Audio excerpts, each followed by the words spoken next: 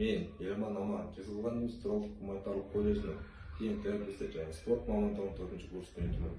Қазіргі кезде Жезқазған қаласының номері 1-ші жалпы білім беру мектебінде өзінің соңғы диплом алдық сынақ тәжірибесінен өтудемін.